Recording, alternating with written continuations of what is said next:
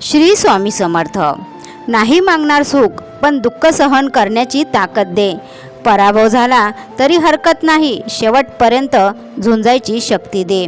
आयुष्य म्हणजे रणांगण आहे, माझी लढाई मलाच लढू दे. सहाय्य केले नाही तरी हरकत नाही, पण तुझा मायेचा आधार दे. सगळ्यांनाच कुठे फुलं मिळतात, थोडे काठेही झेलायला शिकू दे. पडता पडता रडतानाही मला हसायला येऊ दे. कधी वाट चुकलीच तर न मागता मात्र मला मदतीचा हात दे. आयुष्याच्या कोणत्याही प्रसंगात हे स्वामी माऊली तुझी साथ अशीच राहू दे. तुझा आशीर्वाद असाच कायम पाठीशी राहू दे. या आशीर्वादाची गरज असल्यास श्री स्वामी समर्थ टाईप करा. आपल्याला आपल्या जीवनात खूप काही हवं असतं, खूप काही आपण मागत असतो. आपण देवाकडे खूप प्रार्थना करत असतो. आपल्या मनामध्ये खूप विचार असतात. आपल्या नशिबात काय आहे हे आपल्याला माहीत नसतं. आपल्या इच्छा स्वप्न खूप मोठी असतात. खूप काही विचार आपण केला, पण नशिबानं आपल्याला तेच दिलं जे आधीच आपल्या नशिबात लिहिलेलं होतं. जे आपल्या नशिबात आहे ते आपल्याकडे नक्कीच येईल. वाटेत मग कितीही काटे आलेत, अडथळे आलेत, तरीही ते आपल्याकडेच येणार आहे. कितीही माणसं दूर गेली, कितीही प्रार्थना अपूर्ण राहिल्यात, तरीही जे लिहिलेलं नाही ते आपल्याला हवं असूनही मिळणार नाही. कधीकधी आपण खूप प्रयत्न करतो, जे आपल्याला हवं असते त्याच्यासाठी आपण खूप कष्ट घेत असतो, प्रार्थना करत असतो, पण कधीकधी ते आपल्या नशिबात लिहिलेलंच नसतं. मग ते आपल्याला कुठून मिळणार? आपण खूप प्रयत्न करूनही आपल्याला शेवटी अपयश येतं, कारण आपल्या नशिबात जे लिहिलेलं आहे तेच आपल्याला मिळतं. स्वामी आपल्याला तेच देतात जे आपल्यासाठी योग्य आणि चांगलं असतं. कितीही माणसं दूर गेली, कितीही प्रार्थना अपूर्ण राहिल्यात, तरीही जे लिहिलेलं नाही ते आपल्याला हवं असूनही मिळणार नाही.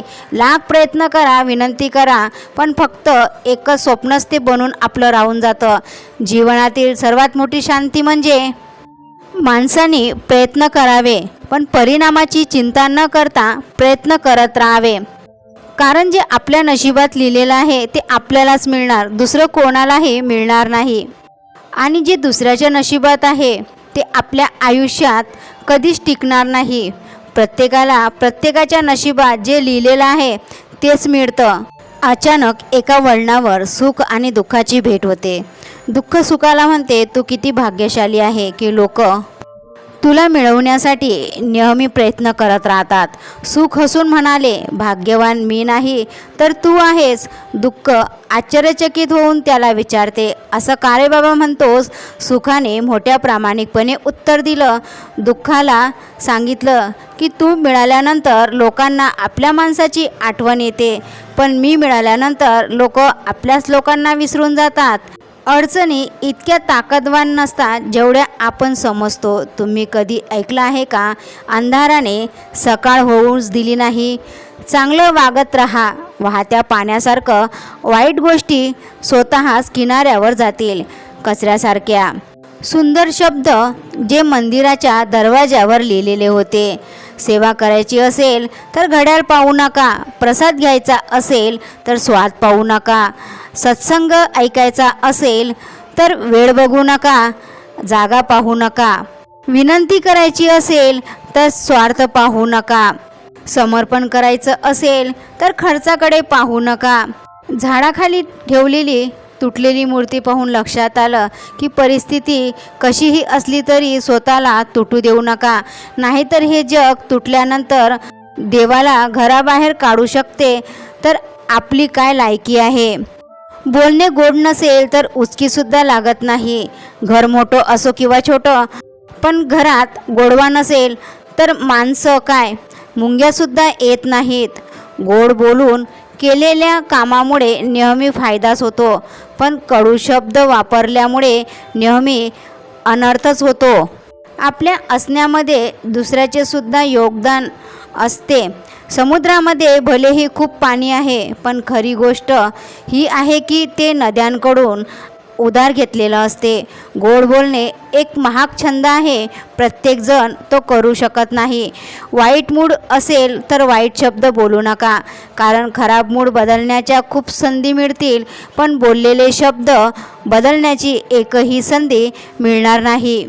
मानलं की जग वाईट आहे, सगळीकडे फक्त धोकाच आहे, पण आपण तर चांगलं बनू शकतो ना. आपल्याला कोणी थांबवलं आहे का?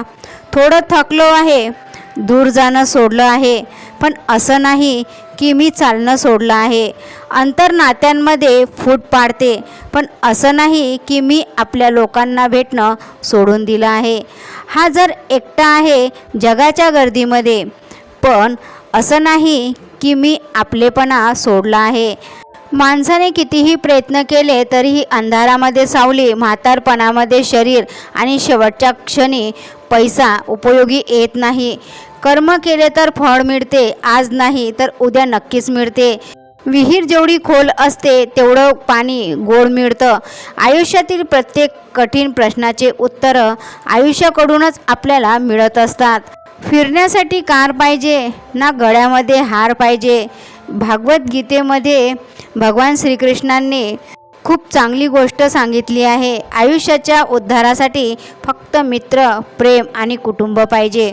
बोलण्याच्या पद्धतीमध्ये बदल करून पहा. तुम्ही पाहून हसू नका, फक्त हसून पहा. इच्छा, स्वप्न, अपेक्षा आणि नख यांना वेळोवेळी कापले पाहिजे, नाहीतर ते दुःखाचे कारण बनतात. 2 हातांनी आपण 50 लोकांना मारू शकत नाही, पण 2 हात जोडल्यानंतर आपण करोडो लोकांचं मन जिंकू शकतो. वाईटांचा एक गुण असतो की ते कधी हरत नाहीत, तुमच्या मागेच लागलेली असते. आणि चांगल्यामध्ये एक गुण असतो की ते कधी तुम्हाला हारू देत नाहीत. स्वामी म्हणतात, आपली सावली निर्माण करायची असेल तर ऊन झेलण्याची तयारी असावी लागते. नात्यांच्या गर्दीत तेच नेहमी एकटे असतात जे मनाने स्वच्छ असतात. एकटं राहून स्वतःसोबत वेळ घालवणे सुद्धा खूप गरजेचं आहे. एकदा अपेक्षा करणं सोडलं की सुख आपोआप आपल्या मागे धावत येते. कोणी माझं वाईट करतोय हे त्याचे कर्म, मी कोणाचे वाईट करणार नाही, हा माझा धर्म आहे. स्वामी म्हणतात, रस्ता खराब लागला म्हणून मागे वळू नका, गती कमी करा पण पुढे चालत राहा. कदाचित पुढची वाट चांगली असेल. कधी म्हणू नकोस दिवस आपले खराब आहेत. जिद्दीने सांग स्वतःला, मी काट्याने वेढलेला गुलाब आहे. स्वीकार हा जीवनाचा पहिला मंत्र आहे. प्रारब्ध म्हणजे नशीब किंवा भाग्य असा अर्थ होत नाही. आपल्या वागण्या, बोलण्यातून आणि कृतीतून आपण आपले प्रारब्ध घडवत असतो.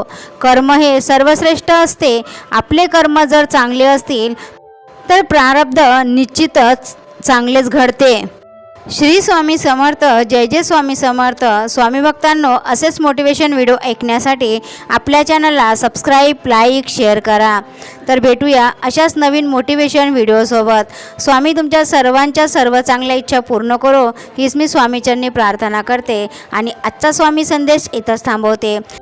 स्वामी म्हणतात, प्रत्येक स्वप्न तुझं पूर्ण होईल. मनी चांगले विचार असू दे, थोडी देवावर श्रद्धा, थोडा कष्टावरही भर असू दे. तुमचे स्वप्न नक्कीच पूर्ण होतील. श्री स्वामी समर्थ. जय जय स्वामी समर्थ. आशा करते की हा संदेश तुम्हाला खूप खूप आवडला असेल.